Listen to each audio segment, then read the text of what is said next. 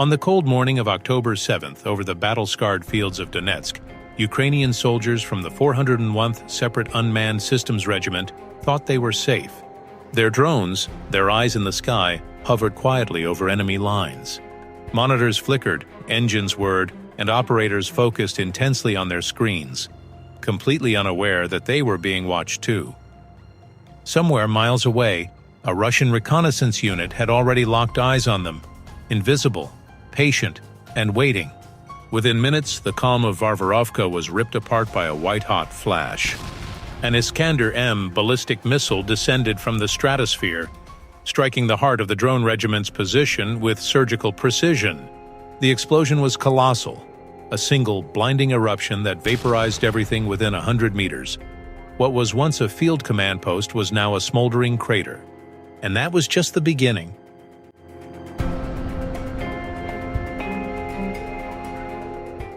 This was not an isolated attack. It was part of a pattern, a chilling sequence of precision strikes that unfolded over 3 consecutive days. On October 4th, Boromlya, Sumy region, a Russian Iskander-M struck the deployment site of Ukraine's 119th Territorial Brigade. The attack followed a familiar pattern. Reconnaissance drones silently scanned the area, confirmed the Ukrainian troop presence, relayed coordinates, and within moments, an Iskander was launched. Seconds later, the missile obliterated the entire deployment zone. The fireball was so massive it was visible from kilometers away through Russian aerial reconnaissance footage. The aftermath? A field of wreckage, blackened vehicles, twisted metal, and silence. On October 5th, Volchansk, Kharkov region. 2 days later, Russian forces struck again, this time targeting a building housing soldiers from the 57th Motorized Brigade of Ukraine. According to multiple frontline channels, at least 40 soldiers were inside when the Iskander-M hit. The building erupted into a massive fireball, the blast wave flattening nearby structures. The inferno that followed left little behind, only charred walls and debris. Local sources confirmed the strike was instantaneous, devastating, and precise. On October 7th, Varvarovka, Donetsk region. And finally, the blow that stunned analysts, the destruction of Ukraine's 401th Separate Unmanned Systems Regiment. This was not a random hit. This was intelligence warfare at its finest. Russia had pinpointed the exact drone command post, an advanced unit responsible for aerial reconnaissance and target guidance. Within seconds of detection, the coordinates were fed to an Iskander-M launcher. Moments later, that entire unit, men, drones, and equipment, was wiped from existing.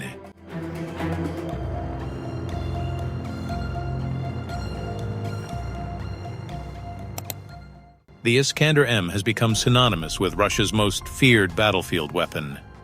A short-range ballistic missile system with a range up to 500 kilometers, the Iskander-M can deliver 480 to 700 kilograms of high-explosive or cluster warheads. And more importantly, it's precision-guided. Unlike the older Soviet-era systems, the Iskander-M combines inertial navigation, GLONASS satellite guidance, and optical terminal correction, allowing it to strike within 3 to 7 meters of its intended target. In essence, when an Iskander is launched, its target rarely survives.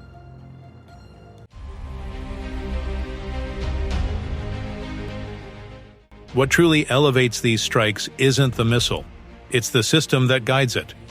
Russia has spent years building a vast reconnaissance ecosystem that now operates as a real-time kill web. At the heart of this network are drones like the Orlan 10, Zala, and Supercam, small, quiet, and equipped with high-resolution optical sensors and signal intercept modules. These drones can hover for hours, watching, recording, and analyzing Ukrainian movements. Every radio transmission, every heat source, every radar ping is captured, decoded, and mapped. Above them, Lyana reconnaissance satellites and ground-based ELINT stations cross-check and confirm data. When Ukrainian operators activate their drones or communicate via Starlink uplinks, their positions are instantly triangulated. That's when the network connects to strike units, often through an AI-assisted interface known informally among Russian analysts as Strelets-M. a digital link that transmits coordinates to artillery, air assets, or Iskander launchers in real time. This means from the moment a Ukrainian signal is detected, Russia can launch a missile within minutes, guided by continuously updated telemetry. In the case of Varvarovka, analysts believe the Iskander strike was guided by both optical drone feeds and electronic triangulation, ensuring pinpoint accuracy. It's a system that NATO intelligence officers are now calling Russia's ghost eye, because once it sees you, you simply vanish. But perhaps the most shocking came on October 18th, when Russian forces struck a major Ukrainian drone launch site, a hub believed to coordinate drone attacks across several front lines. 2 Iskander-M missiles, one after another, targeted the facility with precision, destroying as many as 65 Lyuty-class, cruel, unmanned aerial vehicles, 5 launchers, 4 trucks, and killing around 30 Ukrainian soldiers. The loss of this drone base is catastrophic for Kyiv's drone warfare campaign. The Lyuty drone, known for its ability to carry explosive payloads deep into Russian territory, had been one of Ukraine's most effective weapons in asymmetric warfare. With its launch site reduced to ashes, Ukraine's ability to coordinate drone raids suffered a serious blow.